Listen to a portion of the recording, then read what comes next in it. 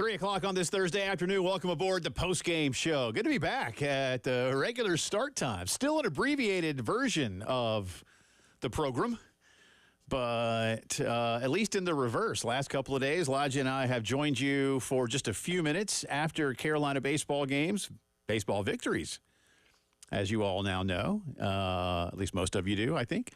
But today, we will lead into the game. Stuart Lake will join us coming up at the bottom of the hour. So looking forward to talking to Coach about why this team has found a little resilience. And Jack Veltri is on hand in Hoover. We'll get his take on what he's been seeing from the ball club. Tyler Pitzer will start today. I will apologize. I don't like making mistakes. None of us do. When I make a mistake on the air, I do my very best to correct it as quickly as possible. And I did not see a tweet reminding me of something until the after the show yesterday. But I said that Eddie Copper could be one of the potential starters. I had just in the moment forgotten that Eddie, unfortunately, was done for the year and had to have surgery. I was not, trying to just cram, like I'm trying to mentally go through the list of pitchers in my head. And I remember that Eddie had started some, and then I was like, oh, that's right. Eddie can't pitch. Yeah, got injured, unfortunately. Yeah, so. But, that means you thought highly of him enough to pitch him despite the injury. Well, despite the surgery. And thank you to the intrepid listener and Twitter follower who let me know that. I forget who that was, but I'll go back and thank them again. A friend. At some point. Yeah, friend of the show. Thank you. So I don't like screwing it up, but when I do, I want to make sure I correct it. So I'm doing that today. But Tyler Pitzer not hurt, and he will start today. How long does he go? I imagine at this point, if you're Mark Kingston and Matt Williams, you are now saying to these young men, I need you to go as long as you can. And depending on how things are going in terms of your scoring output, do you have to keep guys in a little bit longer? You're going to play another baseball game in this tournament. Don't forget that. If you win today, the good news, of course, well, you stay in the winner's bracket, but you have tomorrow off. Mm-hmm. Tomorrow is a full-on elimination day. Rest. So you would get a day, which could be nice. If you don't win today, then you'll play tomorrow around this time. I think 4 o'clock is the scheduled first pitch. Is that right? Mm-hmm. So noon. Oh, for the first game, I believe, on Saturday. Okay, yeah. So if you win today, you won't play until noon on Saturday. Is that right? Yes, because today is game 11. Yep, and the winner of Game 11 and Game 13 plays Saturday. Well, it's at noon Central, sorry. When you print off the SEC bracket, these are local Hoover times. Hoover is in God's time zone, the Central time zone, the best time zone. But it is going to be 1 o'clock. It's not. It's the most confusing time zone, I think. Oh, it's the best one. Your news comes on at 10. Sports don't go on late into the night, but late enough. It's a comfortable time. Every time I get to the Central time zone, I only get used to it the day I'm leaving. That's unfortunate. I'm finally used to it by the time I'm leaving. I'm not in the Central time zone that often, but when I am, I stay at a Holiday Inn Express. I've been a lot, but like last year we were in Nashville, and many, many, many years in Hoover, and I've been a few other times in the Central time zone for stuff. But anyway. One time, Michael and I got into this long debate. Michael Haney, my longtime colleague and very good friend and former co-host, about like the losing of an hour thing. And I was like, "Look, man, the space-time continuum." He was convinced that we were just like, there's no way to gain anything back ever again. I was like, "No, dude, you're not in a time warp. Like time still exists." Did you have a Marvin Barnes moment? Yeah, just one of those kind of. Where he refused to get on a plane that went from, I believe it was from like Louisville to Indianapolis or something. He was going to cross time zones, but the flight was so short that he would technically gain an hour on his day. And he refused to get in the plane because he said, quote, "I ain't getting in no time machine." Right. I feel that. Scary. Time is scary. A little bit. But the Lord's time zone, Central. So we'll see what happens today. LSU, like South Carolina, on an offensive tear as they go 2-0. Both these teams came in needing wins to feel very good about their chances. I think both schools were already into the NCAA tournament. By the way, we'll have new projections for you coming up a little bit later on. But, LSU has scored 20 runs in their 2 victories. South Carolina has scored 16 runs in their 2 victories. Gamecocks have hit 6 home runs so far this week. You've gotten great relief pitching. Everything's going your way again, at least in the short term. So now 2 really hot suddenly hot teams, I would say. Although LSU came in feeling better about themselves, let's not forget, while South Carolina was being swept in Knoxville, LSU was sweeping Mississippi in Baton Rouge. So LSU came in feeling a lot better about themselves in terms of how they were playing. But I'll also tell you this.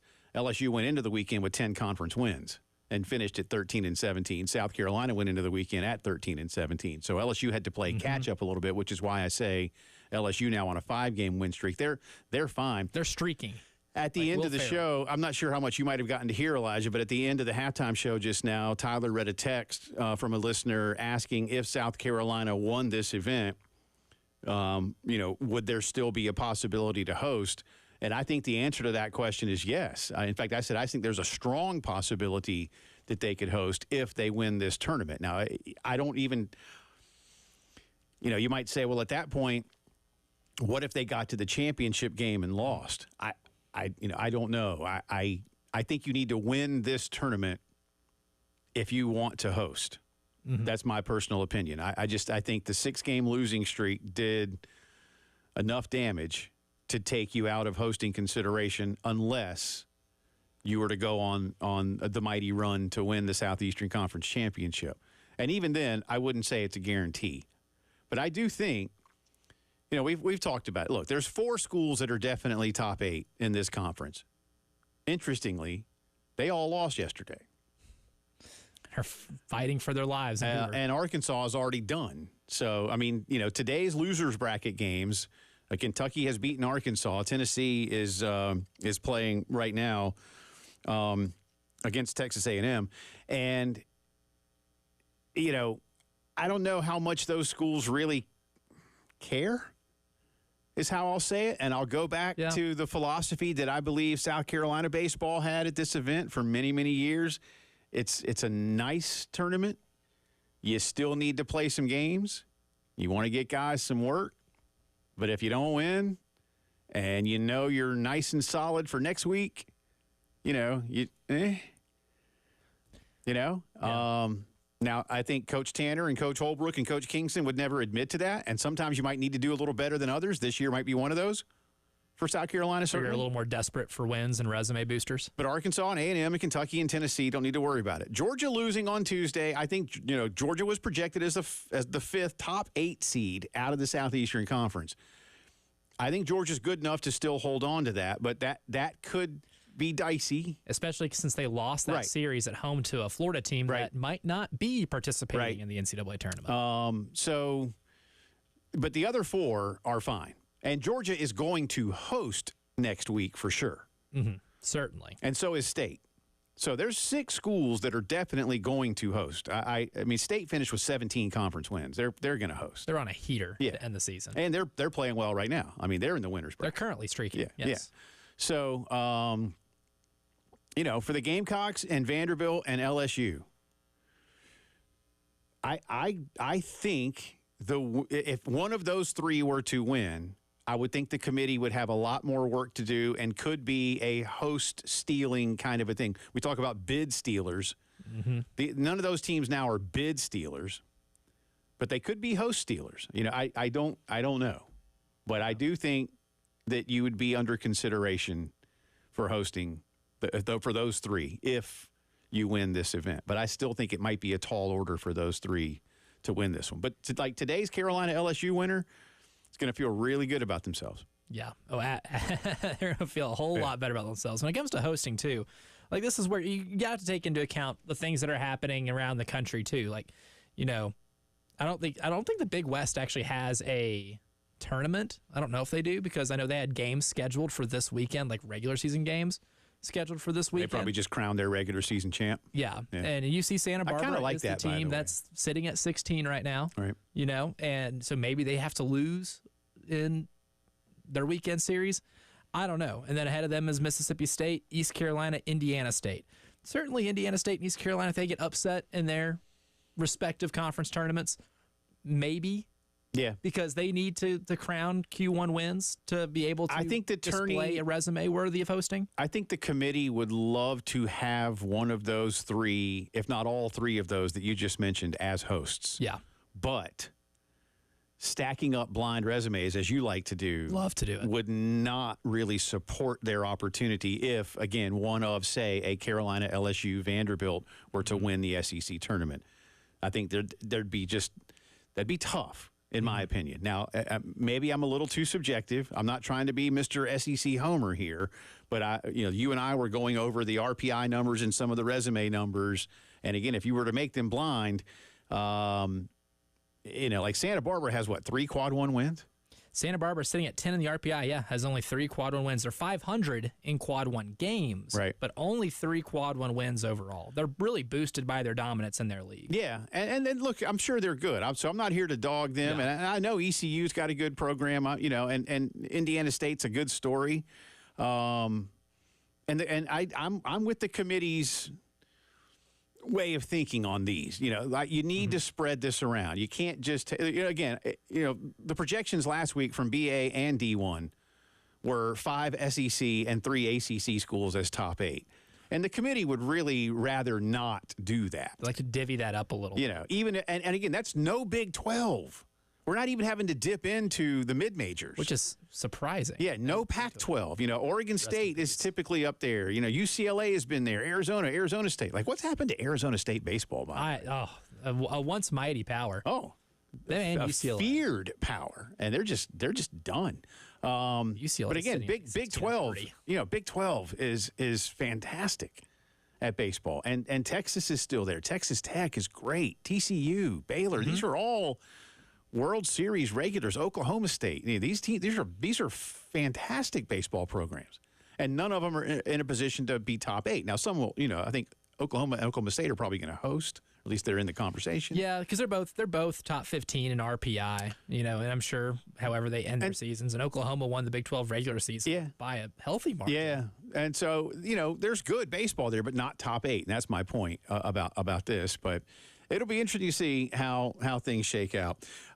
We got a lot of baseball to get to, so let me take a timeout here. We got some other really not breaking, but continuing development of a major college athletic story that we need to get you the latest on. Stuart Lake is going to join us with more baseball at 3:30.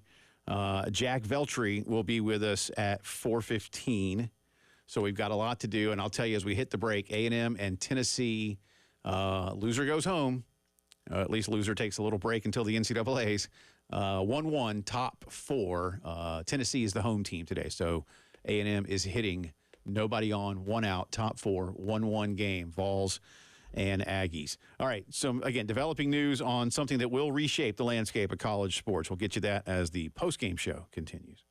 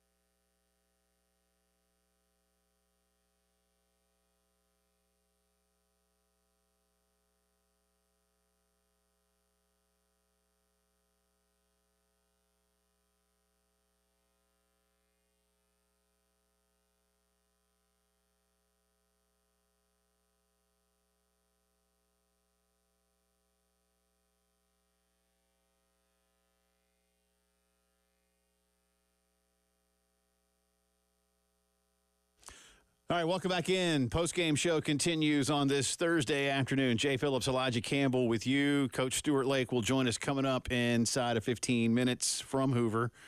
We'll get his take on how Carolina has put this 2-game win streak together, what's going right, what still concerns him most. Jack Veltri will join us in about an hour, also from Hoover, as we get you ready for today's game, Carolina and LSU, scheduled for 5:30. 5:15 airtime regardless with Derek and Stewart. Again, scheduled for 5:30. And as we speak, like I said, the Vols and Aggies are in the 4th. So Gamecocks and Tigers will follow. Last night, the NCAA Board of Governors voted not unanimously. Don't know who said no, but it was not a unanimous vote. Always a party pooper. Voted to agree to settlement terms in the House versus NCAA case and the 2 other related antitrust cases. They joined the Big 12, ACC, and Big 10, who have also voted in favor of this settlement. The Pac-12 and Southeastern Conference have not, as of yet, voted their approval. It is expected that they will. If I may pause for just a moment before we get into some details. The Pac-12? Yeah. We're going to let a corpse vote? I mean, is it a skeleton sitting in a chair? So I read this, right? So I'll jump around all of this to make the point because we're kind of tongue-in-cheek with it. Oklahoma and Texas abstained from voting as members of the Big 12. But they can't yet vote as members of the Southeastern Conference because they don't officially join the Southeastern Conference till later this summer. So they are still technical members of the Big 12. I don't know why they abstained. Colorado, Arizona State, and Utah are leaving the Pac-12 for the Big 12. The others are going to the Big 10, and then a couple of them are going to the ACC, and a couple of them, bless their heart, Oregon State, Washington State, are left to twist in the wind out west. So will those schools abstain? Will they vote? Is it only Oregon State and Washington State? What's that look like? I think everybody's left the group chat by now. Yeah, I think that's why they can't vote. Everyone's left the chat. I can see like the president of Oregon State like texting everybody going, hey, wait, hold up. Why are these bubbles coming back green? These message bubbles coming back green instead of blue. So, and then even for the SEC, why? What's the delay? I don't know. I mean, maybe they just couldn't get everybody together. I don't, Having too much fun in Hoover. Yeah. Booming metropolitan area. Yeah, well, hey, that Nick and Jim's, man. They closed my California pizza kitchen, though. Wow. That was kind of a bummer. Just got to buy them at Walmart now. Yeah. Those aren't nearly as good. Your oven don't do the same. No, they're not nearly as good. They're good, though, for frozen pizza. It's good for frozen pizza. Don't sleep. But I enjoyed CPK. Coach Dawn and I did our best as Colombians to get a CPK to Columbia. Like a few years back, we were hitting them on Twitter, but it didn't work. Not enough support? Yeah. I mean, I really wasn't. Yeah, I thought they would listen to me because I lived here like a long time. I knew Dawn wouldn't carry a lot of weight. Right. Really, you were the mighty voice here. Sure. That was Sure. That could have brought us CPK. Sure. No. Well, thank you for your efforts. I did. Yeah. No. Dawn, long time ago. Dawn and I tried. Of course, I'm kidding when it comes to somebody because somebody out there is going, is he here? Yeah. Your sphere of influence. Someone's Googling your name right now to be like, wait a minute. Yeah, every once in a while, I have to remind people that I do sometimes have an incredibly dry wit. Whether you like it or not is another story. Anyway, I digress. It's a brand. The SEC has not yet voted for this. I have been given no indication that they're going to say no. Why would you? Yeah, why would you at this point? You need to get this thing over with. So it's expected, according to Pete Thamel, that they will vote to do so later this week. Now, it's going to be $2.7 billion paid out over a 10-year period to former athletes who sued as part of the class action. It will also, and here's the big part, the back pay is one thing, and that is expensive. It's $2.7 billion paid out, again, at $270 million a year for 10 years. The conferences have also agreed, at least those that have voted yes, to create a forward-looking system. Reading verbatim from the report, Pete Thamel, ESPN.com. To create a forward-looking system that will allow schools to pay roughly $20 million per year in permissive revenue sharing to athletes. Those direct payments, an unprecedented paradigm shift in college sports, would likely begin in the fall of 2025. Other things that could come out of this may include the end of scholarship limitations, which would be especially beneficial in a sport like baseball. There are other sports that have partial scholarships too. Baseball's, are just archaic. 11.7. It's just 0.7 of a scholarship. It's just dumb. And I always remind people, if you ever wonder how they get that number, it used to be 13, and they cut it by 10%, like 30 years ago or something. I forget exactly when. It's just dumb. Stupid. And nobody's ever told me why. Scholarship limits have always been a really dumb. Yeah, if you can, and that's the thing. Well, I know. Well, one of the whys is because, again, and I hate to sound this way, some people said we can't afford that many scholarships, and so everybody had to do it. And I just, I'm sorry. Like, I don't know what I'm supposed to say. But a lot of schools can, and a lot of schools would. The Southeastern Conference would have been funding 25 full baseball scholarships for decades if you'd let them. So would the ACC. So would the Big 12. So would the Pac-12. I assure you. Mm-hmm. Big 10 probably would too, at least to some degree. You might know better than I. I know you're an NHL fan. I don't know if you follow the collegiate game, but I do remind people that up north, it's a big deal. Yeah, it's as big a deal up there as baseball is down here. But I don't know if they don't fund the whole team with scholarships, do they? I don't know where the line is. I want to say they have 15 maybe in hockey. Yeah, and the whole team is not. Yeah, it doesn't have scholarships in college hockey. So that could be one of the things that comes out of this. Mike DeCourcy of the Sporting News had a good piece this morning because a lot of the smaller schools, the mid majors and lower, are not happy with this because they feel they have to pay the bulk of it, and technically they do. Now, there's 65, 70, so-called Power 5 schools that are going to pay 40% of this, and then there's, high 200s that will pay the rest of this because it's all of D1. So it's 350-something this year? 353, okay. I believe is the number. So, do that math, and that's like 280 that will have to pay the other 60%. And it's tiered according to your budget and some of those other things. So everybody's going to pay some share of this. Again, if they had just done this 15 years ago and made this incrementally, evolve, an incremental evolution, I'm trying to say, we wouldn't be in this boat. You wouldn't have to pay upwards to over, $2 billion as a collective whole. Right. You could have just been doing this along and already working with advertisers and collectives to do more. But they didn't. So procrastination's bad, kids. So we do expect, again, the Pac-12 and the Southeastern Conference to do this pretty soon, but with the NCAA board having said yes, even if it wasn't unanimous, and again, it doesn't, in this article, it does not say what the vote was or, who decided they didn't want to vote for it. And it could have been a couple people that said, you know what, I know it's going to be a super majority anyway, so I'm just going to vote no to say I voted no. Something like that. That's fine. To make a statement. Yeah. But we're getting there. We're getting there. And, now what does that mean for some of these other things? Well, kind of like I say in football season, ask me again in October. I'll let you know. And by the sound of this, you might have to ask you in October of 2025. 2025.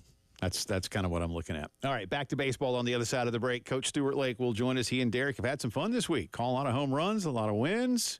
Can Carolina keep it up? We'll get Stuart's take on what Mark Kingston's club is doing when the postgame show continues.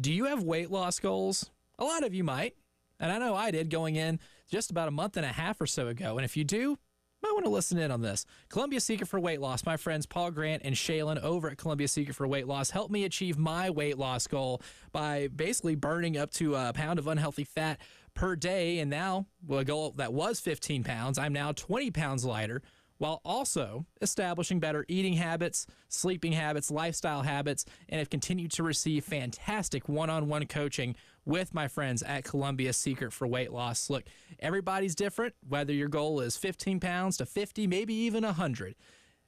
Columbia Secret for Weight Loss does a fantastic job of making sure you reach your goal in your timeline. And to learn the secret of losing up to 1 pound of unhealthy fat per day and start your own success story like mine, give them a call, 803-824-4210, or go to ColumbiaSecretForWeightLoss.com. Results may vary.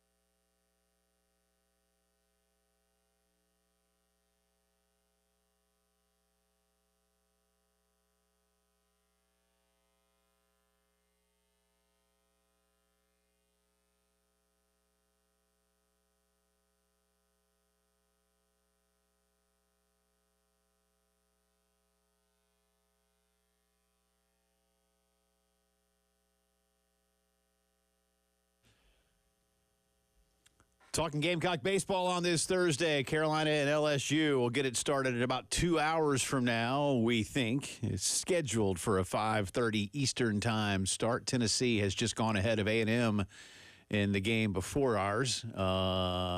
We headed to they're making a pitching change. A&M is making a pitching change, it looks like right now. Stuart Lake has been on hand as Carolina has been winning baseball games this week at the SEC tournament. The first time since they won this event that they've won 2 straight games, and that was 20 years ago.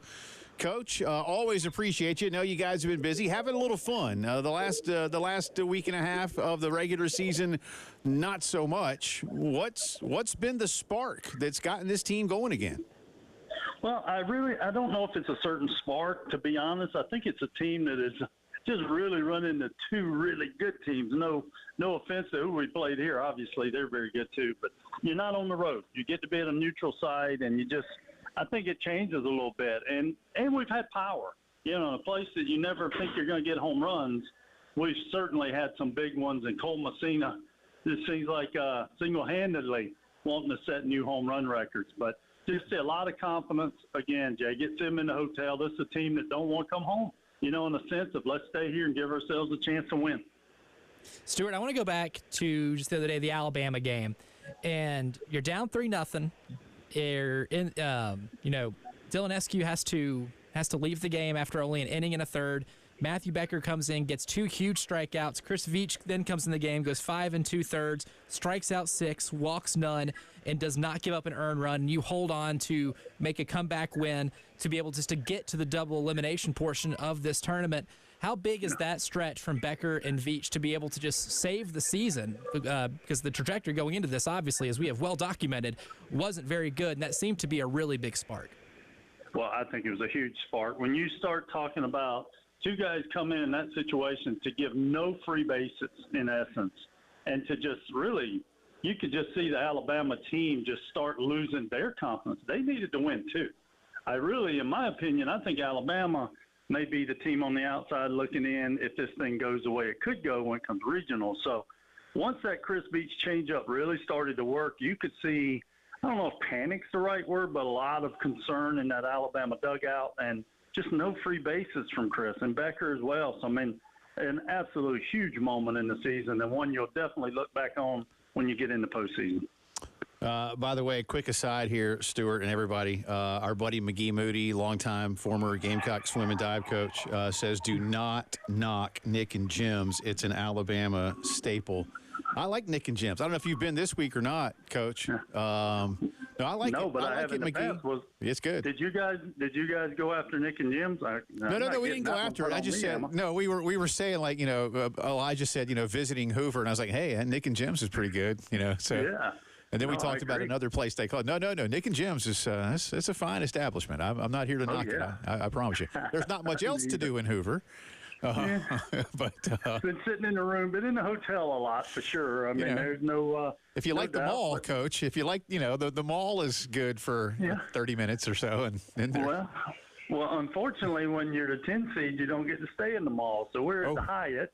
And, down the street. No sidewalks, So Billy Anderson and I tried to find a way to walk without being Frogger in the street today. Wasn't very good. So we just decided we're going to just stay right in our parking lot and go to Chick-fil-A from now on, I guess. Yeah. Well, we don't need you. We don't need you injured. Derek doesn't want to do the entire game by himself. Stuart Lake is with us. Carolina and LSU scheduled for 5:30. But Coach and Derek will be on with us starting at 5:15 Eastern time, regardless. Let's discuss the pitching now. Look, I don't want to be Mr. Doom and Gloom, but there have been pitching issues, and Carolina has overcome them this week by scoring 16 runs.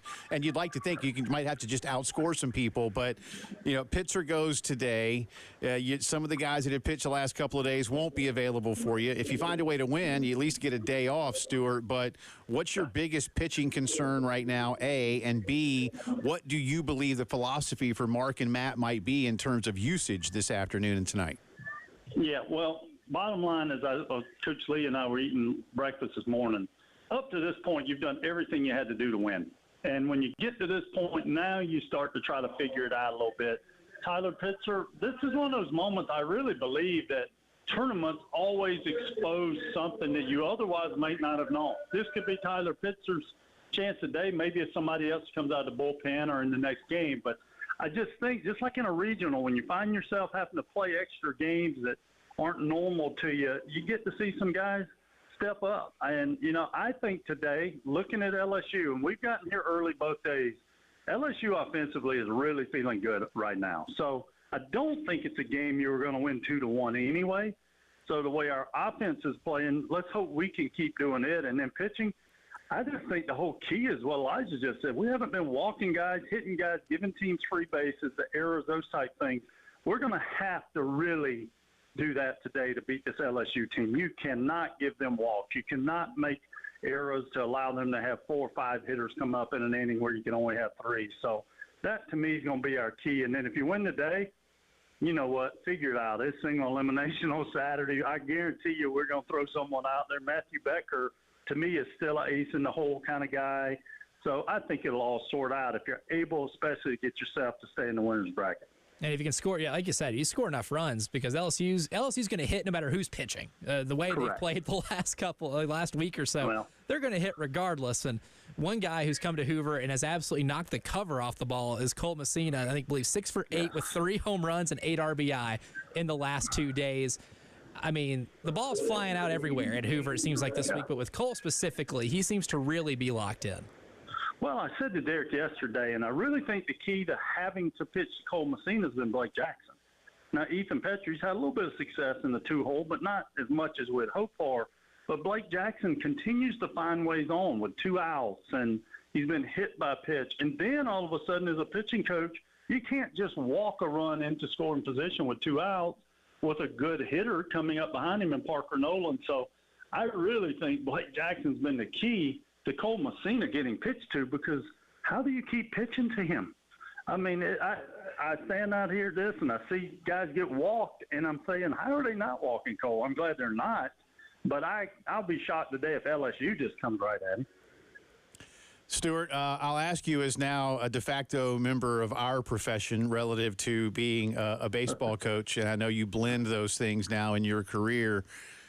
We had a question earlier today. If Carolina wins this event, will they host? Stuart Lake's opinion is what? I do think if they win this event that I certainly think they will be in the host discussion, no question. Because it would be hard to think that the number 1 RPI conference in the country's tournament winner, which the NCAA says the tournament winners are automatic, and that's put a lot of weight on it. I don't see how you could say they're not one. I'm not telling you they would, but I certainly think your chances are more than 50% if you win this tournament to host. Yeah, I'd agree with that. That's pretty remarkable. I mean, because at that point, you've got like 17 quad 1 wins. Yeah. It would be really hard to look at that resume and really turn it down. But Stuart, I guess from here on out, obviously you got the big game today. A win means a ton to be able to get tomorrow off and then be able to cement yourself in the semifinal, portion. How do you, from a coaching standpoint, I'll ask you to switch hats now. From a coaching standpoint, how do you, continue momentum like this after you've had what is really an emotional roller coaster of a 3-week stretch? Well, I think what you do is just lean on your guys and say, let's draw from the experience we've had through this. As we know, and we always say this, the old term baseball is not a sprint, it's a marathon. You try to learn. And what I've really watched is I've watched guys just step up in different roles. I was so happy to get to talk to Eli Jones after the game yesterday. He was our player that we picked after to talk to and just see how they're all pulling for each other. So I'll be honest with you guys, that's when you start leaning on them guys. I've been really lucky to make 3 conference championship games here, 2 at Ole Miss, and we made 1 with South Carolina in 2002. I promise you it's on them at that point, those guys in that dugout and what they're leaning on. So that's how I do it. I let them guys do it. They're having fun. It's the old meal money chant after each win because you get to stay longer. So you just really lean on those guys, and they've been through a lot. I mean, what a roller coaster. I don't even know if roller coaster is a fair enough term for the last month, really, when you think the Kentucky win on that Sunday to what we went through to end the season and now this. Stuart, good stuff as always, whether it's Nick and Jim's or Chick-fil-A or any of the other fine establishments. I hope you get to enjoy a few more of them. Appreciate you. Tell Derek we send our best, and hopefully we'll see what happens this weekend with something big. Appreciate you. Well, I appreciate y'all. Thanks for having me, and I hope to be talking to you next week. Maybe we'll be hosting. Who knows? Never know. We'll talk to you next week regardless. I promise you that. Thank you, Coach. All right. Thank you, guys. Good stuff. Bye.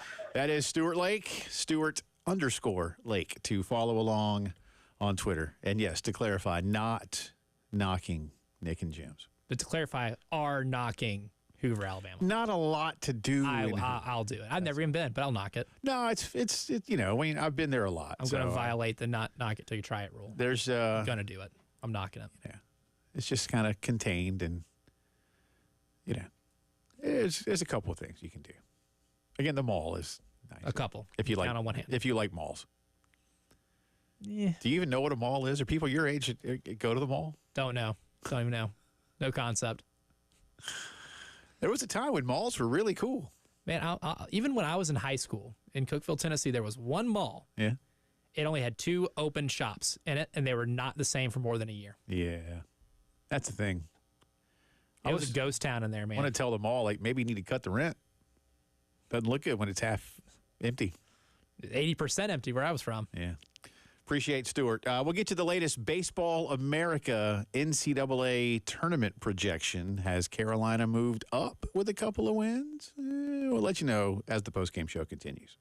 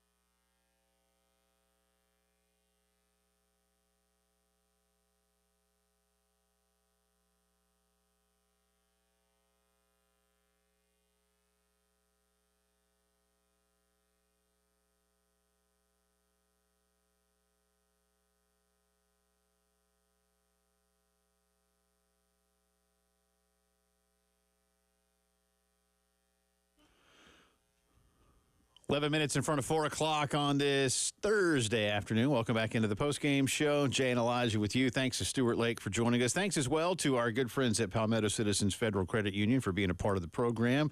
For any and all of your banking needs, do it locally. Do it for lower rates and fewer fees, too. Whether it's checking, savings, credit card, car loan, student loan, mortgage, equity line, taking the family on a dream vacation, whatever you might need banking-wise.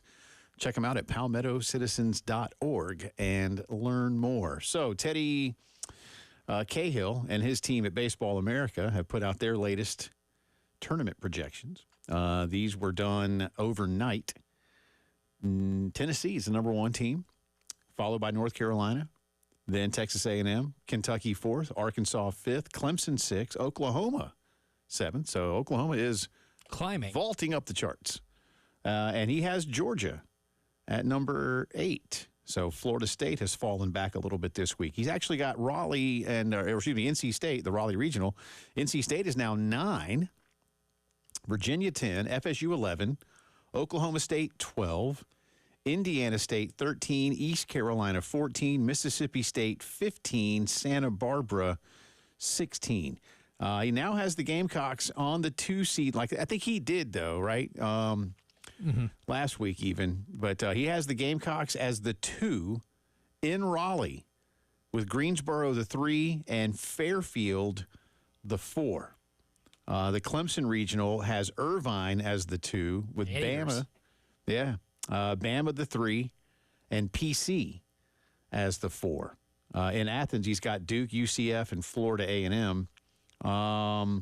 Coastal, by the way, he has as the 3 in Greenville, North Carolina, where Wake is the 2. Ooh. East Carolina don't want any of that. No. That's almost a guaranteed which one or which host is not going to the Super Regional. I'm banking on that one. So Carolina versus Greensboro to start, if this projection were to hold.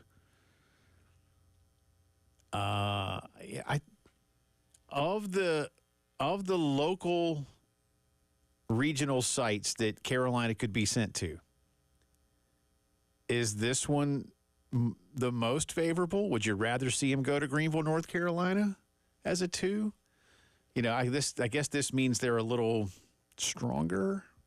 So, yeah, I mean, if you gave me the option, NC State, Wake Forest, Clemson, it's NC State by a mile. Yeah. In terms of most advantageous matchup, I think it's NC State by a mile. But you're not letting go of your story, which is having them play at Doug Kingsmore Stadium. Yeah, man, I'd much rather. Yeah. I'd much rather, as a fan of drama and sport and college athletics and rivalries, I want to see that so bad. I don't disagree. So bad. The story, and we're part of what we do. We're here for the story, and I don't disagree with you. Last week, I think Teddy had him in Charlottesville. And I know the D1 guys had him in Charlottesville earlier this week. I could be getting them confused because after a while they kind of start to run together. He had him as a 3 seed in Santa Barbara. Oh, that's right. Last week, yeah. But this week, Utah being a 2. This week, the D1 guys had him as a 3 in Charlottesville, right? And for the first time, that was the first time all year, I think, the D1 guys had him below the 2 seed. Yeah. So, who knows? Again, there's a way for Carolina to still get into the hosting conversation. But I do think Stuart made, and that's why I asked him, like, what was his take? What might he know as a longtime coach about some of the things that you hear? But he made a good point that I didn't even really think about. If you're the automatic qualifier and you've done that part of the job, how much does that count? That doesn't mean it boosts your rate. Because, again, let's face it. I don't know. I guess the worst teams in this event this year all had 13 wins in conference play, though, right? Yeah, all sub 500 league records. Like if LSU, let's just say LSU had come in with 11, and then they win this thing, relative to Carolina or Vandy having 13 and winning this thing. Like, where's the line that the selection committee draws and says, well, yeah, you won this event, but you got to look at the rest of it. Larger body of work. Yeah. Yeah, I feel like that would be fair. It would feel kind of odd to give a team that did go under 500 in their league a hosting bid. You know, I am all for rewarding teams that just win a lot of baseball games. Like, I would be totally cool if South Carolina wins the SEC baseball tournament and UC Santa Barbara still gets a hosting bid over them because, look, yeah, they only got 3 quad 1 wins, and the resume isn't comparable. However, there is something to be said about winning 23 or 27 league games. Yeah. And if they sweep UC Riverside this weekend, then they win 26 of their 30 league games. And you have There's to be something to be said. Yes, you have to be measured that way. I agree. Yeah. I totally agree. But the highest 2 seed possible, absolutely. Yeah. Jack Belfry will join us from Hoover with his take on what the Gamecocks are doing coming up in about 20 minutes. And speaking of lawsuits, got one to tell you about on the other side. Be right back.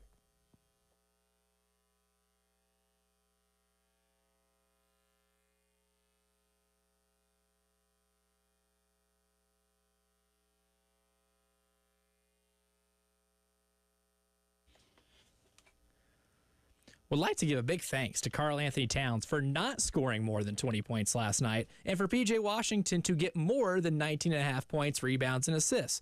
Why am I thanking you?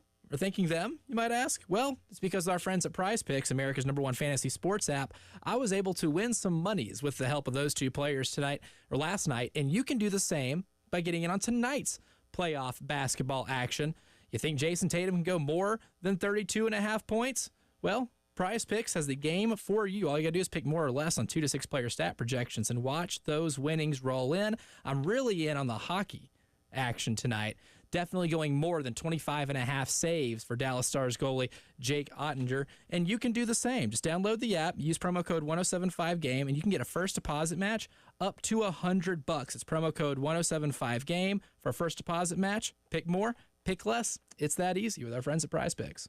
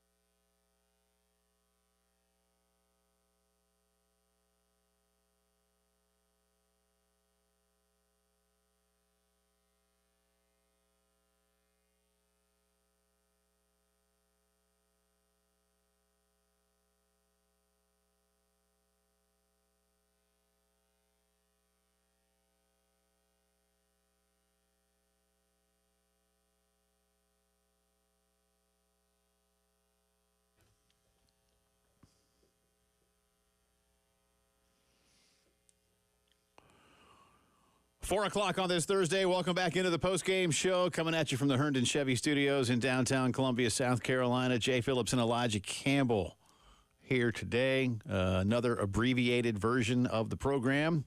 We will make way for Carolina baseball at 5:15. 5:30 is the scheduled first pitch time. I'll get you an update from Hoover in just a second. Tennessee is stretching their lead over Texas A&M. Loser goes home. And the winner of tonight's Carolina-LSU game will be off until Saturday lunchtime. The loser of tonight's Carolina-LSU game plays Kentucky tomorrow at 4 o'clock. Kentucky doing a pretty good number on the three best pitchers on Arkansas's lineup that I thought we'd see at least one of yesterday, but they tattooed all three normal starters for Arkansas for 9 runs this afternoon. And like I said, Dave Van Horn has been doing this a long time. And if I may be so bold, I don't know how much he really cared about winning this event this year. It's very unfortunate. I get it. I'd rather you mentioned Santa Barbara's conference not having a tournament. They just go ahead and finish the regular season. In this sport, I'd rather do that. I'll be perfectly honest with you. Because there's just something to be said for that. And like Stewart said, in a marathon sport, I remember Coach Bob Knight didn't like the Big Ten tournament when they reinstituted that, because for a long time the Big Ten didn't have a tournament. Nope. For a while the SEC didn't have a tournament. But for longer the Big Ten didn't. And it's because you play a bunch of games. I get it. I like playoffs. Love them. But, where do you draw that line? I would rather this weekend – listen, I'd rather the Southeastern Conference, especially once you get to 16 schools, I'd rather follow my logic here. Carolina plays Clemson on a weekend series, but then the weekend after they play Clemson, they play another non-con before they start conference play. And then you get 10 straight weekends of conference play. I'd just assume – and I know it's harder – I get it, but, as Tom Hanks once said, it's the hard that makes it great. League of Their Own's a good movie. Play Clemson. Haven't seen it. Oh, you should see it. Oh, it's great. It's a great baseball movie. I am a big Tom Hanks guy. It is a great baseball movie. Trust me. And he's pure character in this one because he's not the star. Gina Davis is technically the star. So he's just a great character throughout. I mean, it's a great movie. You need to see it. Summer watch list. Next to The Godfather. Yeah. Oh, I'm going to You're going to have to watch The Godfather. I'll take all movie recommendations for whenever college. Well, I don't want to give you too many, but there's some you need to see. Anyway, I just as soon see him play Clemson, and everybody in the league at that point. The next weekend, start conference play, and let's play 12 weekends of conference ball. Now, coaches, that would be cool. They're like, true round robin. You're insane, and maybe I am, but I'm just here for conference baseball. Yeah, just like I am with football. I'd rather see 10 conference football games because I'm here for conference football. I wish they'd go to 20 college or conference basketball games. That's how you get true champions, like true regular season champions. Well, what's the point of being in a conference, right? Because it does feel, like if you get a good draw, especially when you're doing divisions. It does feel like one team might have a much better draw if they got to play against Auburn from the East this year. Yeah. Right? Then you got a scheduling advantage because you got to play the donkey of the SEC West. And those were automatic wins. Yep. And vice versa with the West playing Missouri this year. It's not a true regular season champion if you don't play everybody at least once, which is why I do kind of like the tournament format, even though it might not do any more than half these teams good to play in it. And really the teams that are taking this the most seriously are the ones that are on the bubble, which might be why we see teams like South Carolina and LSU playing in a winner's bracket game. I'm just too much of a sucker for conference tournaments, for league tournaments. I love it. I love having all the teams, mostly because being there is a lot of fun. Yeah, I don't disagree with you. It's fun. Yeah. It's more of a fun over practical sporting format. I don't disagree. And when I was growing up, to blend sports, I mean, the ACC tournament in this part of the world was, just like stop your day, must watch television. Heard that was awesome. Yeah. I mean, like ACC tournament Friday when there was only 8 schools. And Carolina wasn't a part of it when I was growing up. Mm-hmm. They were when I was a little kid. And believe me, my family members that were older than me, my grandparents and aunts and uncles, like my family, I think they had some seats in Greensboro and Charlotte for a few years. And I remember one year I wanted to go. And my uncle was like, the hell you will. In so many words, right? Like, you hadn't earned that yet, son. So sorry about that. And I was like, come on, man. Just let me go for a little bit. Nope. That's when you wish you can go back in time and be like, well, they're not going to be in the ACC forever. Yeah, they kept them when the Carolina was in the ACC. They were able to keep them and keep getting ACC tournament tickets. But I never got to go. Anyway. Brutal. I'm with you. I mean, tournaments are fun and all that, but if you played 36 conference baseball games, would you determine a more true champion? If you get your regular season banner, but you don't get the automatic bid. So, look, I'm not here to call for that. That's not what I mean. It is more practical, though. Yeah, well, and again, we saw this conference survive playing 10 conference games in the COVID year. Now, some teams didn't do well, including the one here that had to part ways with its coach during the COVID year. But it was proven that you could do it, and your program didn't collapse and all your players didn't run off and get scared because it was 10 conference games and it was pretty cool. The only downside to that year for South Carolina, in my opinion, is that you didn't play Clemson. Yeah, that's the only thing. And that's why I know it's different, but now you still play in 8 games and you're not going to get to play Georgia for a couple of years. That sucks. I don't like that. Yeah, play more games so we can see these teams. I mean, this is not hard. It's just people don't want to do it. You'd also sell more tickets. Which means more money. And that takes me to our next story. If you have not yet heard today, the Justice Department, that's the feds, sued Live Nation and Ticketmaster today. Live Nation technically owns Ticketmaster. Hell of a segue. Thank you. Accusing them of running an illegal monopoly over live events and asking a court to break up the system that, according to this report from the AP, squelches competition and drives up prices for fans.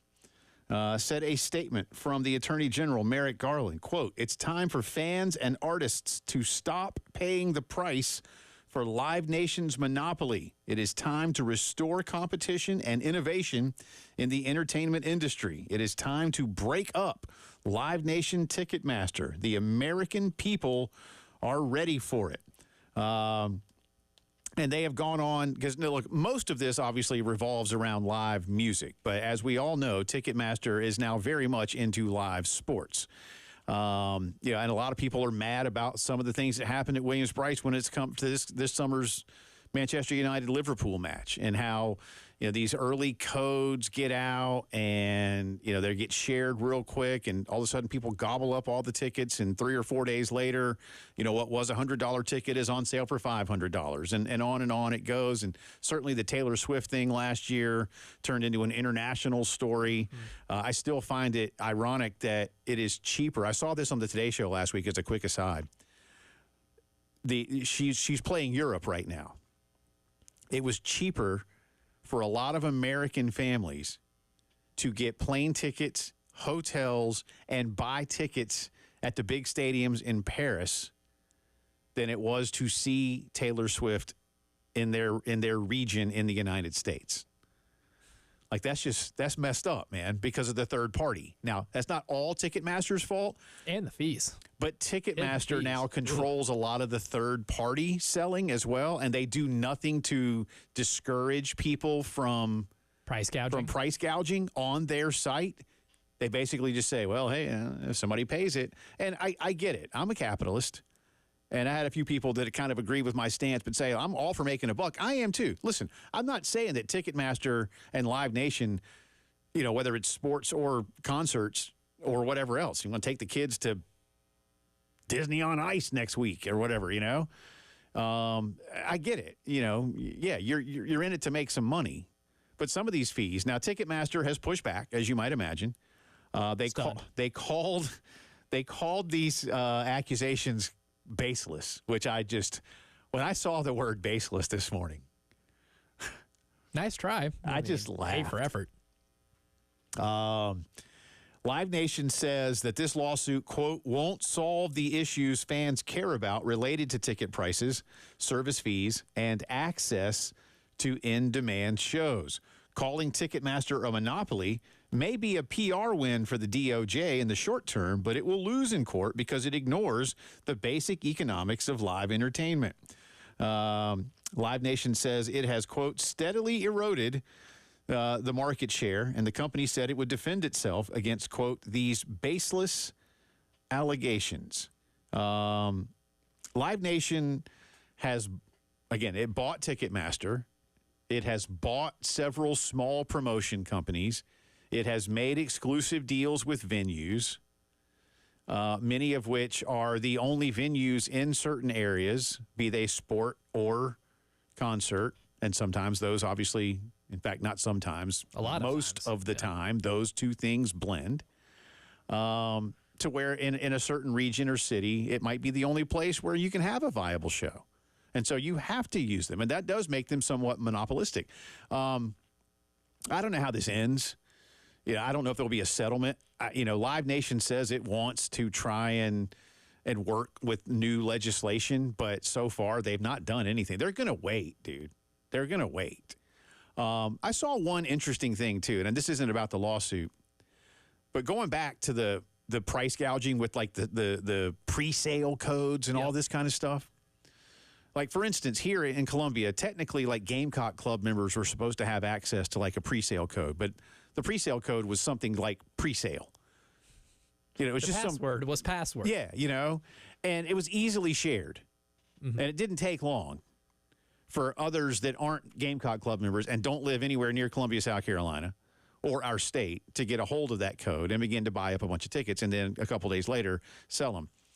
Ticketmaster knows down to the second when you've bought a ticket. What you paid for it, what section, et cetera, right? And they would also know that if a general sale starts on a Wednesday, but a, quote, pre-sale starts on a Monday, that you bought your tickets in a pre-sale. Mm-hmm. I saw one suggestion this morning that said, why not flag those tickets that are pre-sale tickets and basically say they could only be resold if you're going to do it on Ticketmaster for, like, say, 5 to 10% premium. Like, I get it. People will pay for it. Mm-hmm. But when it's 5 times, not 5% or 10%, then again, you're just pricing out people. And they because they go on to mention, does Ticketmaster, Live Nation, hey, we don't set the price. Like, the sports team sets the price. The musical artist sets the price. And then we work with the venue on those other fees. But we don't set it. And maybe they do, maybe they don't. Sometimes they probably don't. Dallas Cowboys may set their price. Carolina Gamecocks may set their price, and so on and so forth. So there's ways to fix it, but Ticketmaster isn't going to start doing any of that if it lowers their bottom line until they have the proverbial gun at their head. By the way, not only is this the federal Department of Justice, 30 states and the District of Columbia joined in on this lawsuit today. It's a lot of people with baseless claims. My question might be, baseless. Baseless. My question is, where are the other 20 states? And I don't know which 30 they are. I do know that's a majority, though. That is. I can do that math. So those of you, like a lot of people around this country, that are hacked off with some of this, hopefully some relief is coming. But I'm not sure what it looks like. But at least they're doing something. Somebody's doing something. Let's see where it goes. Jack Beltry on the other side of the break. He didn't have to buy a ticket. He's media.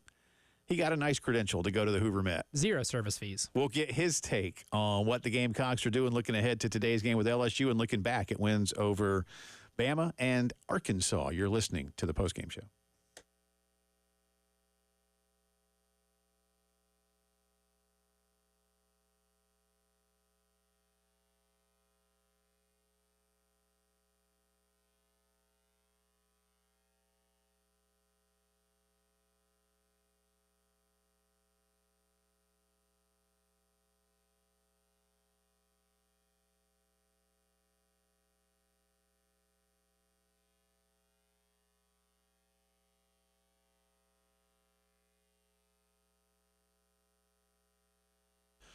It's creeping into the 90s, kids, and on a regular basis, too. And across South Carolina's Midlands, AAA Heating and Air has long been your year-round ally against changing weather. Start with a free replacement estimate if you think it's time. And let me tell you, now is a great time. Here's why. Roy and Dana Finley are offering you the following: guaranteed financing, All right, make it more affordable.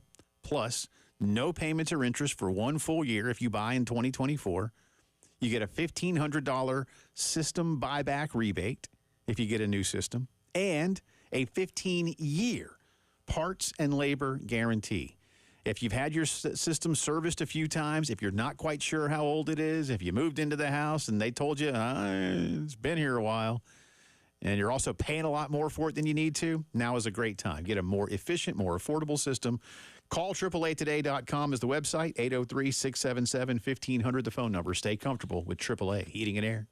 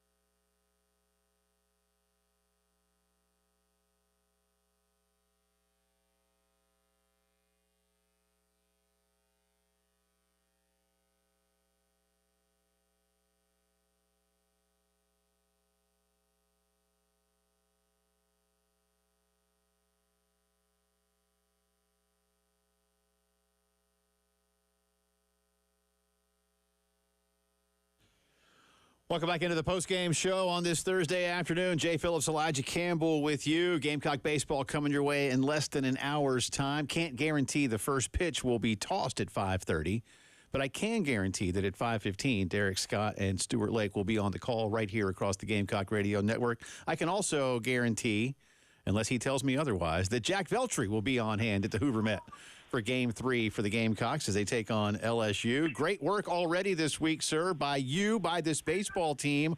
I'll ask you a question to start off that I asked Stuart Lake. What do you, Jack, feel might have been the big spark that got this team going this week? well, first off, thank you guys for having me on. Really appreciate it. I just think it's hard to pinpoint it, right? Because they had just lost 6 games in a row, and we're really playing some tough baseball. But I just think having the reset of, okay, look, it's a new season now. It's the postseason.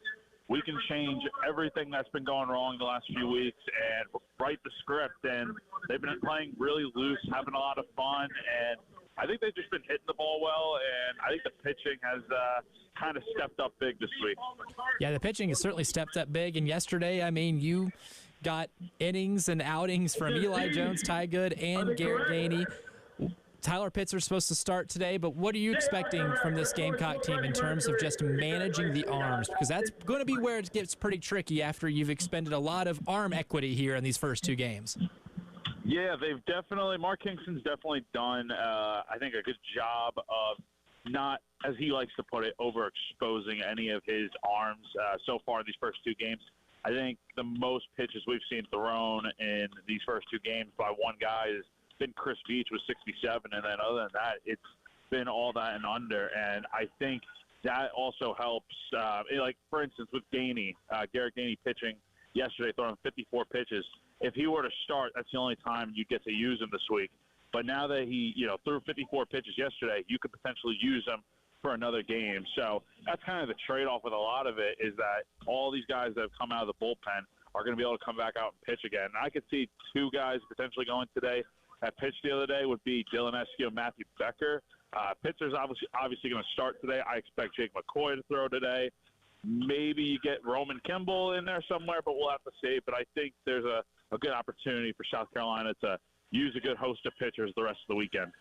And Jack, I'm glad you brought those names up and what today might look like. So let me ask you a long question here and kind of set it up, and then you go from there. There's been games where Mark and Matt, there've been some midweek games going back, a few weeks where, hey, look, we know we're going to throw a lot of guys, and we'll have this guy go maybe as an opener, and he's going to have X amount. Are they at a point now where they can begin to draw lines, or do you feel like, if it's going okay to really well, look, if somebody's like out there tossing a gym, that's a different story. But if it's just okay, but you're scoring some runs, could you see them stretching guys pitch count wise where they might not have been doing that in the regular season? So I like what you're saying, because honestly, with Pitzer starting today, this does feel like a midweek game-esque type of day for South Carolina's bullpen. I mean, I expect a lot of the younger guys to throw, mainly just because we've already used all the vets to throw so far these first 2 games. But I could definitely see someone being stretched out if need be. Like if Tyler Pitzer is throwing a gem, 2 perfect innings or whatever, obviously he's going to throw a 3rd inning, right? I mean, if his pitch count, I think last time he started a game was against Winthrop, and he threw 40 pitches.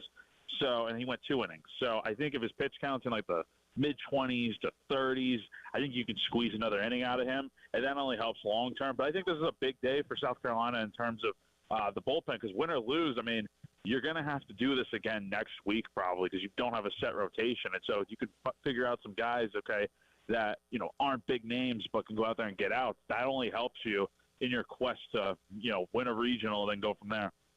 And, Jack, at the end of the Tennessee series, the bats, I don't even say cold, that went completely silent for a little bit, only scoring a run in that final game. They come here in, what feels like do-or-die baseball, and they're revitalized again. And Colt Messina specifically has hit a couple of balls that are, going towards different borders over in Alabama. But what's been the biggest change in terms of maybe plate approach or maybe any type of batting attitude that you've seen with this team that's really changed over as compared to the last couple weekend series?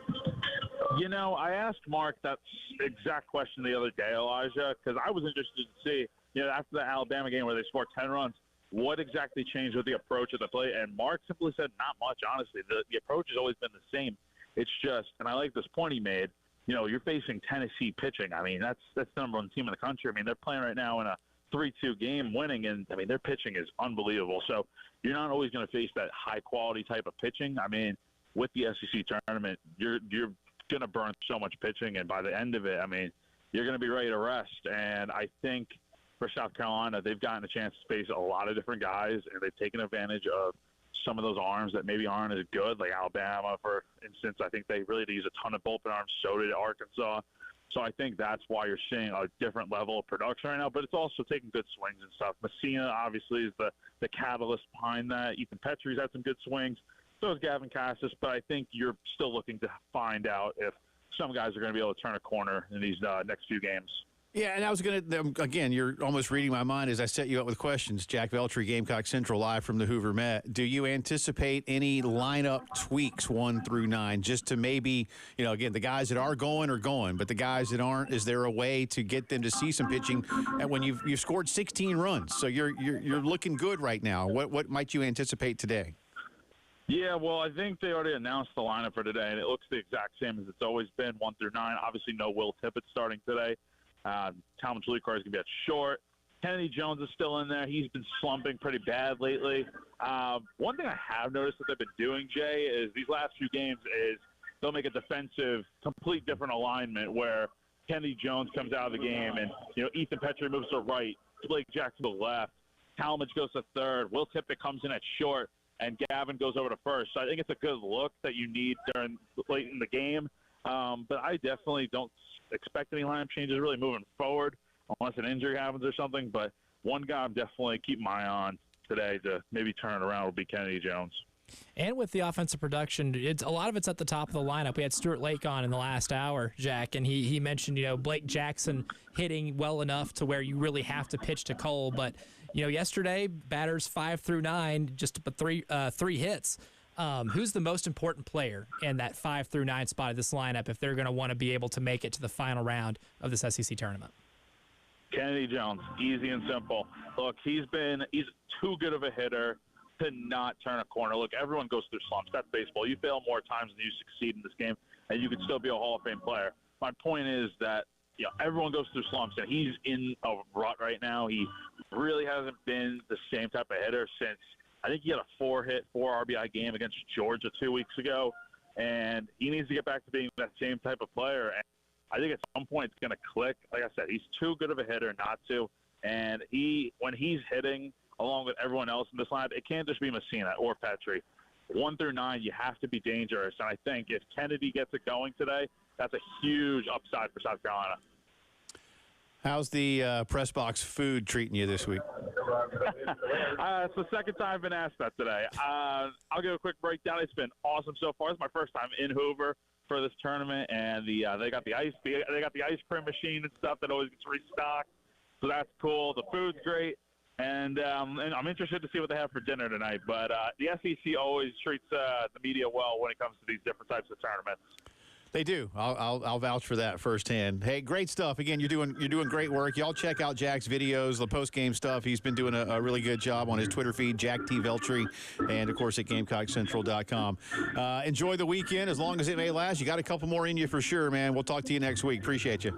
I appreciate it so much, guys. Thank you so much. Have a great rest of your day. You bet. Right back at you. That's Jack Veltri. Usually I don't let people tell me what to do, but Jack told me to have a good day, so I'm going to make an exception. Yeah. Now, he's doing great work. He's awesome. Yeah.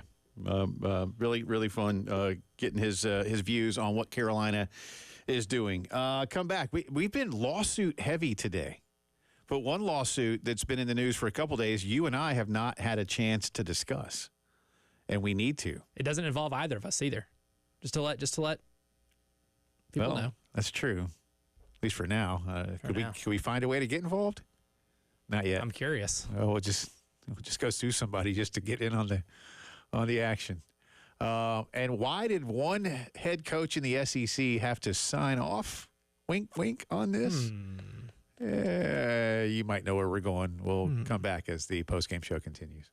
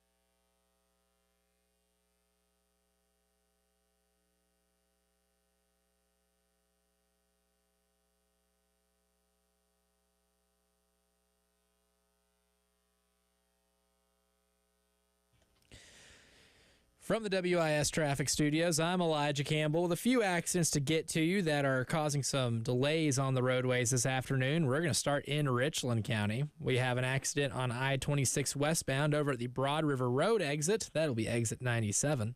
Mild traffic backup over there. We also have one on I-77 northbound. That's going to be between the Fort Jackson Boulevard exit, exit 10, and the Forest Drive exit, exit 12. We also have one on Stone Ridge Drive near Greystone Boulevard. All of those are causing issues here in Richland County. We have one over in Lexington County that looks like it's over near Gilbert on Two Notch Road near Wire Road.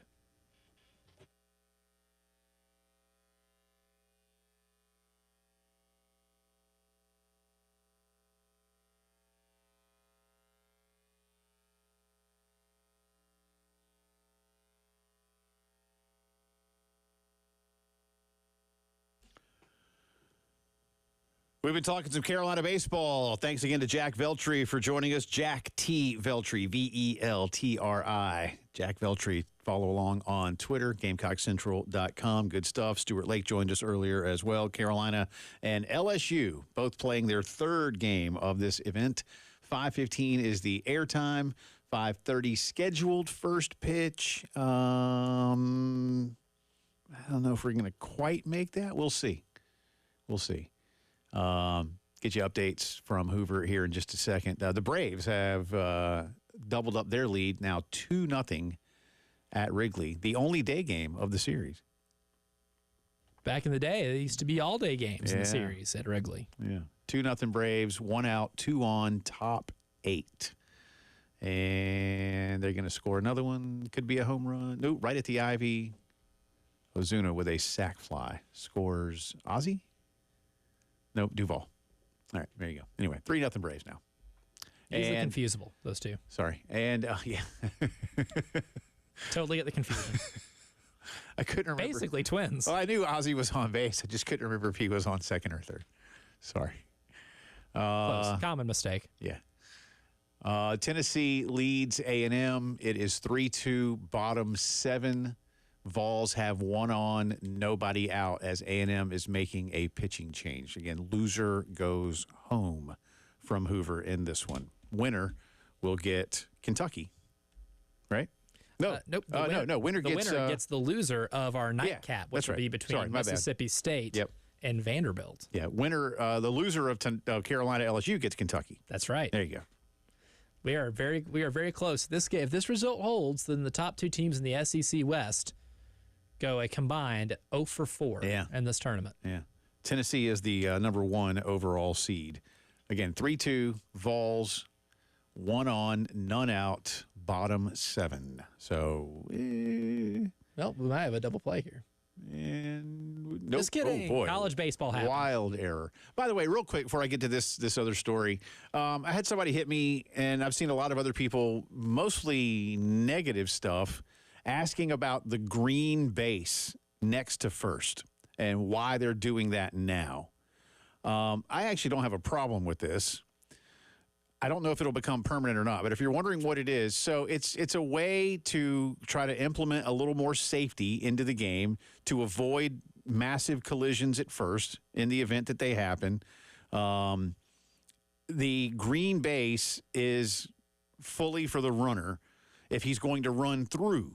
Now, if he's going to circle and take 2 or more, then obviously you got to use the white base. But when he's going to when that runner knows he is going to be hustling, sprinting through and then cross into foul territory beyond first base, you can hit that green base and it will count as you touching the base. The out still has to be made on the white base, which is fully in fair. All bases are obviously fully in fair territory. That green base is fully in foul territory, but it is completely legal for you to run down your lane and do what we just said. Try to avoid any kind of collisions.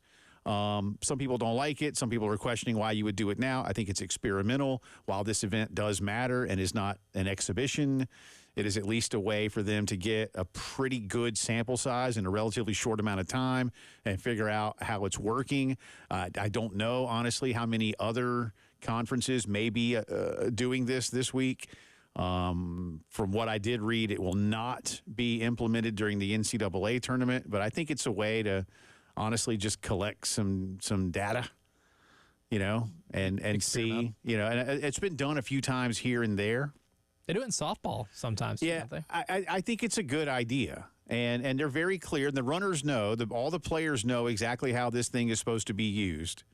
And once you've hit it, like, again, if you're going to run through and you've hit that base, then that's it. From that point forward, as long as if you're safe, then actual first base is the only one in play from that point forward. Mm-hmm. It's just a way to avoid collisions. Or guys getting stepped on. Yeah, that stuff like that. Yeah. Yeah. And there's been a few of those that happen from time to time. And one of the things that drives me nuts, by the way, and this maybe isn't why they're doing it, but like I hate seeing guys dive into first to avoid a collision because you slow down. Mm-hmm. You cannot. There is no way. Some guys think if they like stop and launch themselves as in like a head first slide into first base that they're going to get there quicker. It is proven that you have to slow yourself down in order to launch yourself again rather than run straight through. So I think coaches are like, well, why don't we have them run straight through and see what happens? Because you're faster that way. But it drives me nuts, man. Because if you think maybe a dude's going to have to like swipe tag you, mm-hmm. and you think that maybe diving and like sticking your hand and trying to touch first base helps you get to avoid the tag, then I'll give it to you, but when you just think you're going to get there quicker, like Deion Sanders used to do it a bunch when he was playing for the Braves and the Reds. I'm like, Deion, you ain't getting to first any fast. I know that Deion's lightning fast already, but like that doesn't work. So anyway, that's just my quick aside. Okay, this story that we're getting to now, we haven't had a chance. Most of you have already probably had time to process this, but Elijah and I have not had a chance to really talk about it with you as our audience, or even too much with each other, because we try to save a lot of our conversations for the air. But by now, most of you have heard that former Florida, now current Georgia quarterback with a stop at Arizona State in between, Jaden Rashada, is suing Billy Napier. He is suing former Gator boosters and the Gator collective that no longer exists, those at least that funded it, when they, of course, promised him more than $13 million to play at UF. This totally not ridiculous at all. Totally normal thing to offer somebody who has never played a snap of college. Right. Completely normal. The lawsuit includes allegations that Rashada signed his letter of intent less than an hour after Coach Napier promised Jaden's dad that a $1 million partial payment would be coming the day they signed. Rashada never got the $1 million. Of course, the booster collective at the time went belly up because, as we have joked many times before when talking about this story, they might have had $13. They didn't have $13 million. They might have even had, say, $1,300 or $13,000. They didn't have anywhere close to $13 million. Like Will Ferrell in Semi-Pro when the guy hits the full court shot, right. And he's like, "Oh, Father Pat, he's over the line. He's over the line." He's like, "No, Jack, you don't just get the the sponsor to pay for it. We don't have a sponsor. It just makes it look official." Rusty Harden is representing the Rashadas, and he has represented some very high-profile folks in his day in the sports world. He said, "Sadly, unethical and illegal tactics like this are more and more commonplace in the Wild West that is today's college football landscape. As the first scholar athlete to take a stand against such egregious behavior by adults who should know better, Jaden seeks to hold the defendants accountable for their action and to expose the unchecked abuse of power that they shamelessly wielded." Again, the university itself is not named in the complaint. In Florida, athletic departments operate as sort of quasi-independent agencies. So there is something called the University Athletic Association. It is not named in this suit, but again, Billy Napier is, as are several former Gator boosters. Jaden's at at Georgia now. The opposite. And he did have to get some level, I don't think of permission, but at least acknowledgement from Kirby Smart. The blessing, if you will. That's probably, yeah. That's about right. Coach, may I sue our biggest rival? Oh, God, Jaden, I don't know about that. Yeah, shoot, go ahead. We beat them bad enough on the football field Right. as is, buddy. Let's think about this for a second. The athletic department is going to pay for whatever legal defense Billy Napier requires. They have come out with a statement on that.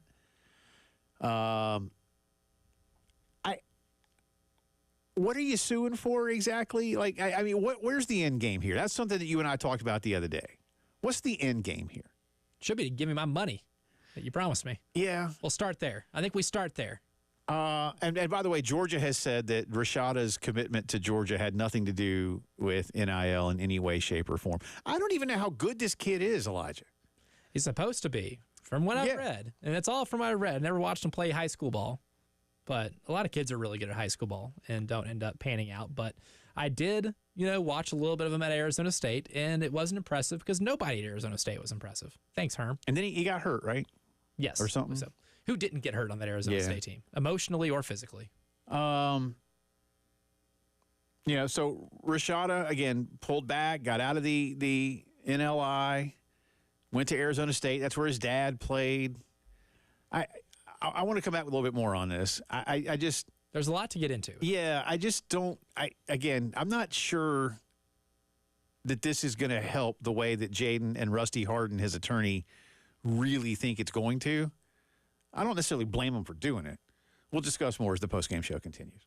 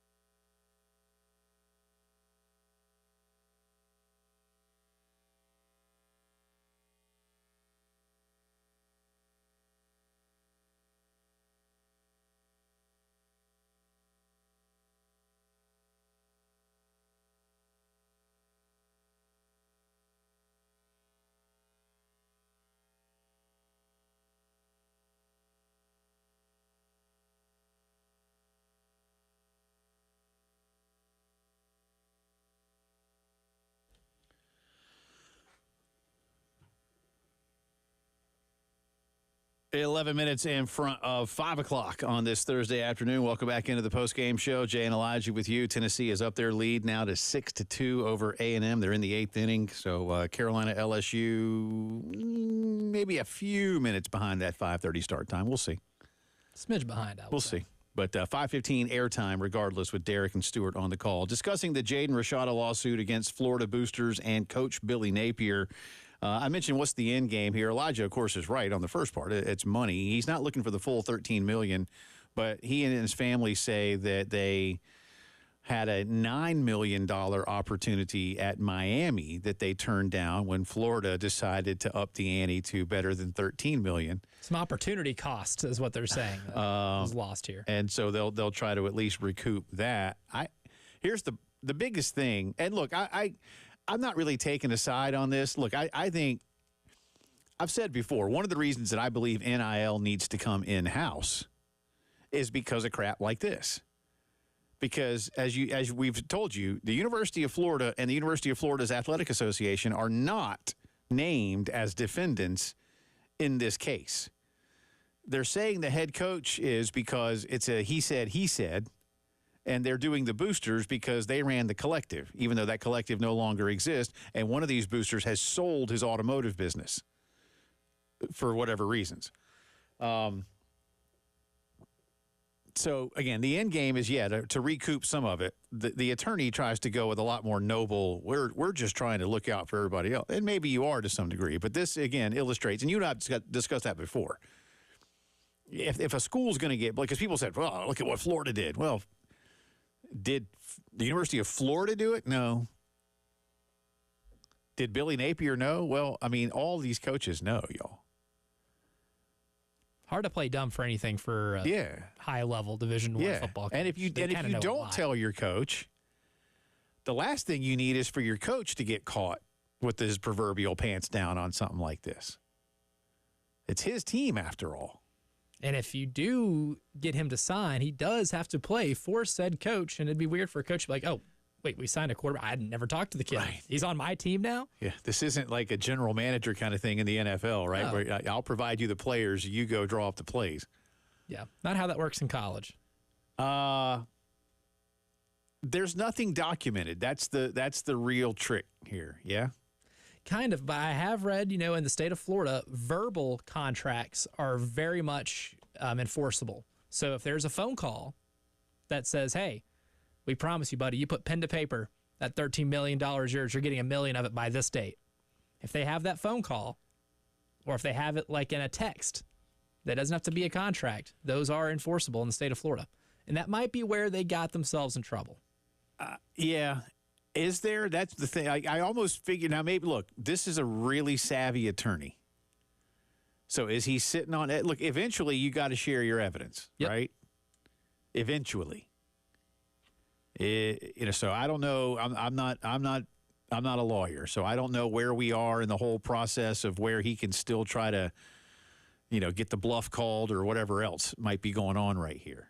But what I hope, and I'm serious about this, is, like I said, that, like, for instance, the law that was just signed in the state of South Carolina allows the collective to come in-house. Now, Coach Tanner told you and me on this very program a little over a week ago that they might not be doing that right away, and that they kind of like how the operation is going, And what I'm getting ready to say is not at all about the Garnet Trust directly.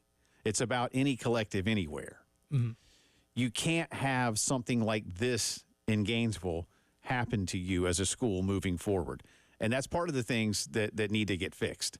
So I'm not at all saying that the guys at Garnet Trust are doing this kind of deal. No. That's not what I mean. But if it's allowed, and I would say the same thing to Graham Neff and the folks at Clemson, you just need to get it under your direct control, because whatever it might be, if you are going to be held responsible, or one of your employees, like your football coach, is going to be held responsible, then you need to be responsible. Have some oversight over what exactly is going on. But because there was no oversight here, clearly, and that was part of the big issue. That's just it. I'm not sure there was anything. Yeah, sure. That sounds good. 13 million. And some dude just called Billy Napier, and Billy Napier's like got 5 different things going on at one time, at any point in time in his everyday life. Yeah, sure. Yeah. Coach, you like Jaden Rashada, right? Yeah. He's a really good ball player. We can get him here. All right. Yeah, good. Okay, Yeah, cool. That's cool. Yeah, just do what you need to. Okay. Yeah. Hangs up phone. Yeah, that's pretty much what it is too. Like, you good with that? You good with us working on it? Yep, sure. Okay. Got enough to worry about already. Yeah. Especially Billy Napier. He's in trouble from a football stance. Will Jaden Rashada win this thing? I don't know. Will there be a settlement? I don't know.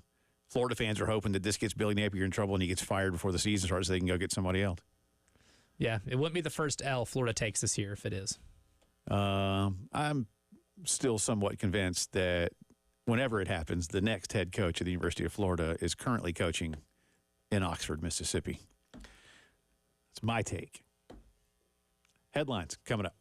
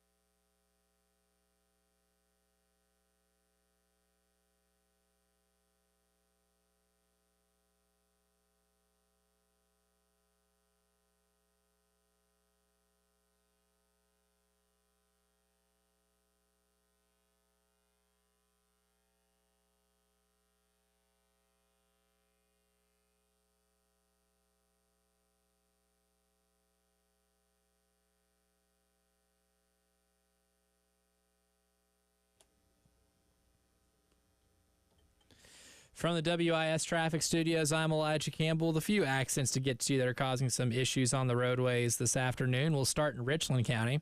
An accident on I-20 westbound at Wilson Boulevard near exit 71 is causing some delay, as well as one on exit 61, exit 61 on 20 West. We also have one on 26 westbound at Broad River Road near exit 97, and one on Sparkleberry Lane near Grace's Way, and on one on I-77 northbound between Fort Jackson Boulevard exit 10 and Forest Drive near exit 12. We also have one in Lexington County, an accident just reported on Highway 6. That's over near I-20.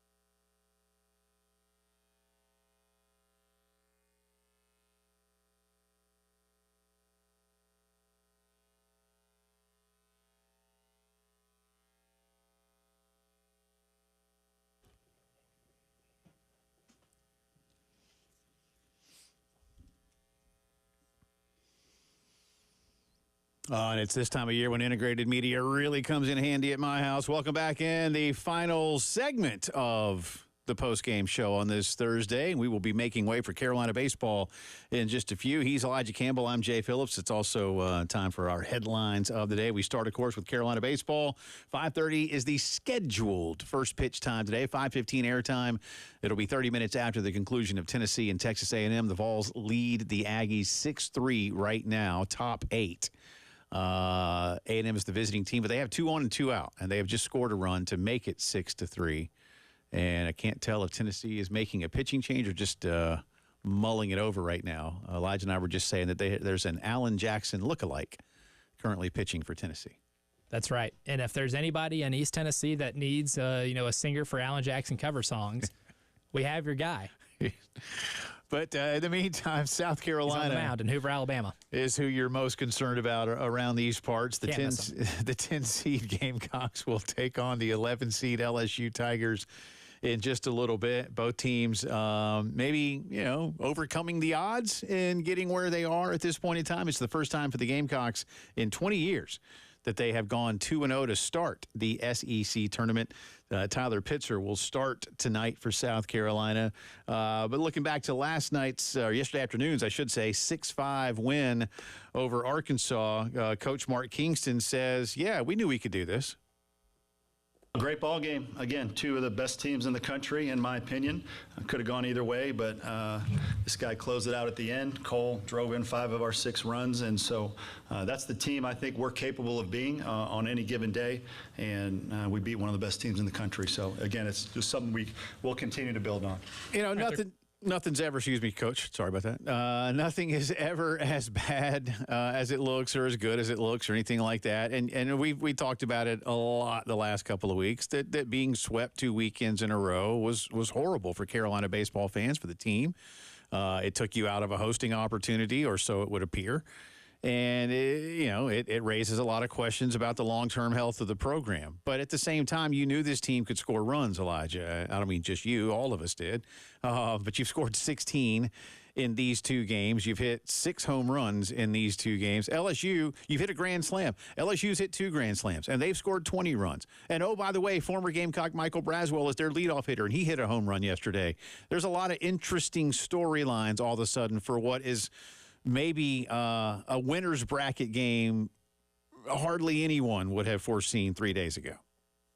And that's the interesting part. Or a week ago. Yeah. I mean, even take, them sweeping Ole Miss out of the equation last weekend. South Carolina dropping 6 straight against Georgia and Tennessee, and LSU being what LSU's been this year, would have not foreseen this at all. Or a lot of what's happened in this SEC tournament, actually. Now, again, I mentioned, hosting opportunity. We've had some questions today. If Carolina wins this event, could they still host? The answer is yes. Now, is that a guarantee? Obviously not. And a lot of it depends on what other schools are doing across the country in their conference tournaments, or in the case of a couple of schools still playing some regular season baseball without conference tournaments. But, at that point, you would basically be about 500 in terms of your quad 1 games, and you'd be having how many at that point? 35 quad 1 games? Does that sound about right, give or take? The math is correct, yep. Right now there's only 3 schools in the top 20 that have more quad 1 wins than South Carolina. There's a lot going for them, and you'd be adding to that total if you did that. Now, that's still a very big if. You've got to go win 3 more baseball games in order to advance and win this championship. On that note, cut 11 here, please, sir. A little bit longer from Mark on what he and Matt Williams are looking at from a pitching standpoint the rest of the weekend. This is how we have to do it. I mean, really, this is how we have to do it in a short weekend. Obviously, we're playing the tournament now, and you've got to win a lot more games, and we'll have to win next week and hopefully the week after that. So we're kind of trying to line things up in a way that we think will give us a chance to win the next couple weekends. So it's a little bit of house money right now. I need to go back with Matt and decide, all right, how do we use guys tomorrow? Who will start? Who will finish the game and everything in between? So far, again, I think the key for us is to use guys in situations where we don't overexpose them, we don't overuse them. Now that it's postseason time, and again, Eli was good today, 1 earned run. He didn't want to come out, and I don't blame him. He's a competitor, but we thought it was time at 56 pitches, and Ty came in, and Ty probably didn't want to come out, but he was at 60, and then Garrett Gainey gave us 54. So really, that's within that number of pitches for those guys, that's when they're at their best. It's going to be really interesting today, and Jack Veltri joined us earlier. You know, there are some guys that McCoy hasn't pitched yet, and he'll probably go today after Pitzer at some point in time. You've got a few others that you might be able to toss in there. You've got some arms. And I asked Jack if this might be a day, Elijah, where, Mark and Matt, somewhat by design, somewhat by circumstance, can stretch a guy out a little bit more. But you kind of also heard in that cut that right now, for who they've got, as disappointing as it may be for fans, that 60 pitch number is about where their comfort level seems to wane. Yeah, it'd be nice to be able to have a pitcher get you 6 innings and get you deep into a game and only have to use maybe 2 guys throughout the course of 9 innings. But I think now he's at the point where they don't want to push anybody because they don't want anything to happen like what happened in Knoxville, where Garrett Gainey is cruising through a good portion of that game, and then he reaches a wall where his stuff's not as good. He might be leaving stuff maybe up in the zone and favorable for other hitters, and he got pounced in that 1 inning, and that made the difference in losing that game in the second game of the Tennessee series. I think that's kind of what you're trying to avoid here, and I think he's going to stand pretty firm based off that soundbite right there, that he's going to stand firm with 60 pitches, and regardless of how they're pitching, which is I think a lot of baseball fans naturally and philosophically are torn on, exactly how to handle that type of situation. But it worked yesterday. And sometimes it doesn't always work, but it did work yesterday in your favor. And is the one caveat potentially, again, if you are scoring some runs? That's a big thing, too. How important are scoreless innings to you at this point in time? So, if you're up enough to where you could stretch a guy to 70 pitches, 75, 80, perhaps, and I have no way, I don't know. But, again, their comfort level seems to be about 55, 60 pitches, and we're going to put the next guy in and see what happens. So, again, by the way, Tennessee just scored on a home run solo shot from Cal Stark, his 6th of the season, they tell me. 7-3, Tennessee, bottom 8. So Carolina LSU will be getting a late start, but Tennessee now up 4. And when they get to the top of the 9th, they need to get that one done. So, but Derek and Stewart will be coming at you at 5:15. The Braves took care of the Cubs today, 3-0 final. That's 2 straight for Atlanta in Chicago. So they take that series 2-1. NBA last night, the Dallas Mavericks used a big first half from Kyrie, a big fourth quarter from Luka, and they held on for, I actually watched the fourth quarter of this game, so I'm getting into it now. I've become You're a fan. Well, I am. I'm now Dallas Mavericks super fan, Jay Phillips. That's right, and they're 1-0 since you've pledged your allegiance. That's right. To the horse logo. 108-105 was the final score last night. Luka's defense in the fourth quarter was equally impressive to his ability to hit almost any kind of shot. Yeah, it's he's good. Luka. He's very good, and his shot hadn't fallen a lot in the playoffs. He's been more of a volume shooter in the last 2 series, but last night when they needed him to knock down shots, he got to his spots and was able to hit anything, despite how good Minnesota's defense is. They're tenacious on that side of the ball.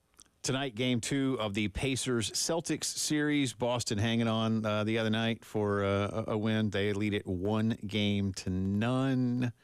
Pacers have a chance? They learn anything about themselves the other night? We'll see how mentally tough they are because they absolutely let game one slip away. Yeah. They had, anytime you commit 3 turnovers in the final minute of the game when you nurse a 1-possession lead, that's how you lose. Against not just a good teams, any team. And I think the Pacers might have had to learn a lesson in that game. That's a tough way to lose game one. If they're really competitive tonight, and if they do what Cleveland and Miami have done in the last 2 series against Boston and take game 2 in that city, even though Boston hasn't played particularly well at home, that would say a lot about how good they are mentally and how well coached they are, because bouncing back in a game like that in a hostile environment is not for the faint of heart. Boston minus 9.5. Ooh, I would be tempted to take Boston on that. Just because when the Pacers do lose games, with the exception of game 1 in this series, they have a tendency to get the brakes beaten off of them. Well, the other night, when the Knicks games there, when they won by 30 and lost by 30. And the Celtics shoot a ton of threes. Yeah. So score variance is definitely in play here. They have a wide variety of how their games end. Our final story in our integrated media headlines of the day, Louisville Metro Police say they have taken what is called corrective action against Detective Brian Gillis. Detective Gillis was the officer that arrested Scotty Scheffler last Friday morning in Louisville ahead of round 2 of the PGA Championship. Gillis was not operating his body-worn camera, and they said today, did the chief of police, he was performing a law enforcement action as defined in our policy. Further, Section 4.31.7 states members will maintain their camera in constant state of operational readiness. They've also released some footage today that would show that Scotty was not driving too fast and that the officer did not fall when he tried to stop his vehicle. See where it goes next. Makes you wonder how the pants got ripped. Yeah, I don't know how that one all works out. That's it for us on this Thursday. Enjoy Carolina baseball. We may see you for a whole show tomorrow or not. Depends on what they do tonight. Enjoy it, y'all. For Elijah, I'm Jay. See you.